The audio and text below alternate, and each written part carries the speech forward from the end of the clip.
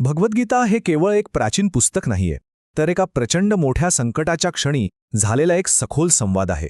आणि याची सुरुवात होते एका रणांगणावर, जिथे बरोबर काय आणि चूक काय हे ठरवणं जवळजवळ अशक्य झालं होतं. हे शब्द आहेत त्या काळातल्या महान योद्ध्याचे, अर्जुनाचे. तो अशा एका टप्प्यावर येऊन पोहोचला होता जिथे त्याच्यासमोर फक्त अंधार आणि संभ्रम होता.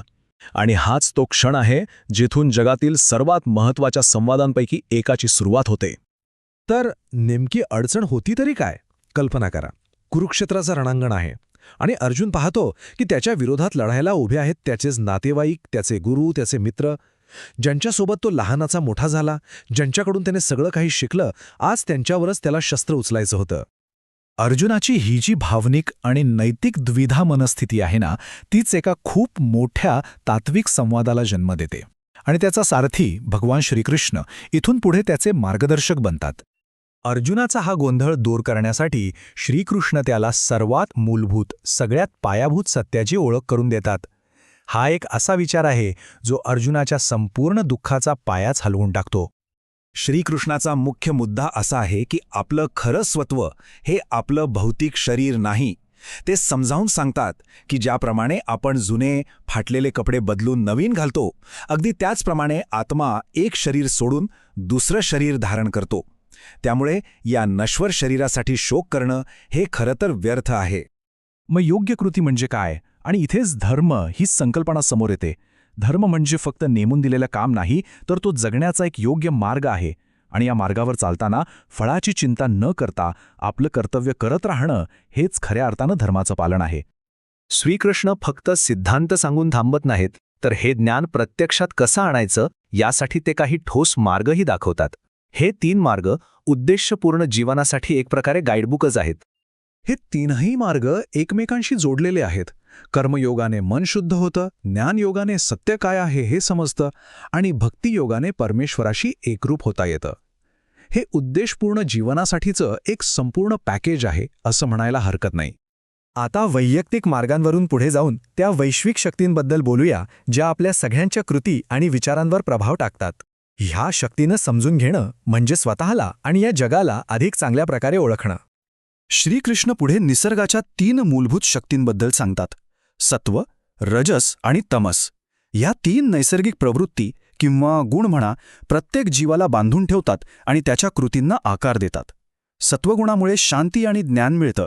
रजोगुणामुळे कृती करण्याची प्रेरणा मिळते, पण सोबत आसक्ती आणि अशांतीही येते. आणि तमोगुण तो आळस आणि भ्रमात अडकवतो. या 3ही गुणांच्या पलीकडे जाणं हेच खरं स्वातंत्र्य आहे. श्रीकृष्ण एकदम स्पष्टपणे सांगतात की कोणते गुण मुक्तीकडे नेतात आणि कोणते गुण बंधनात अडकवतात. निर्भयता आणि करुणेसारखे दैवी गुण आपल्याला उन्नत करतात, तर अहंकार आणि क्रोधासारखे आसुरी गुण आपल्याला अजून खाली खेचतात.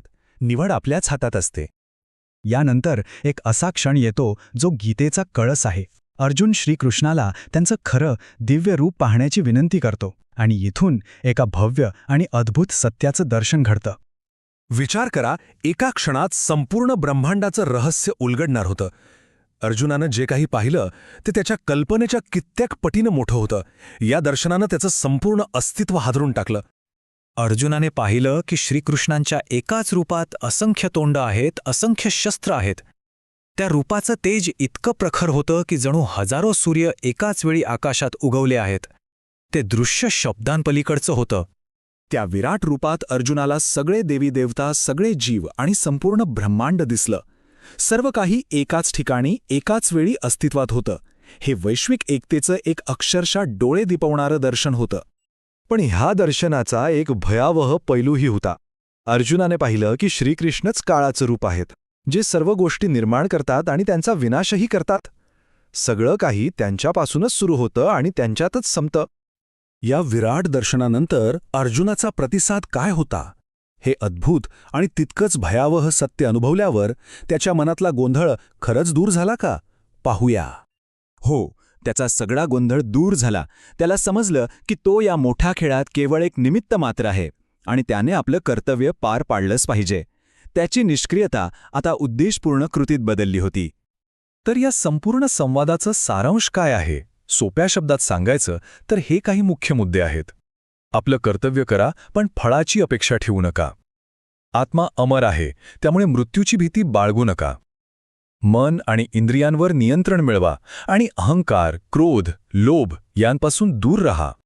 आणि शेवटी एका उच्च शक्तीला शरण जाऊन खरी शांती मिळवा.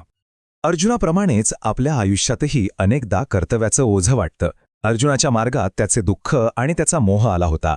आपल्या मार्गात काय येतं यावर विचार करणं हाच गीतेचं ज्ञान आपल्या जीवनात आणण्याचा पहिला टप्पा आहे.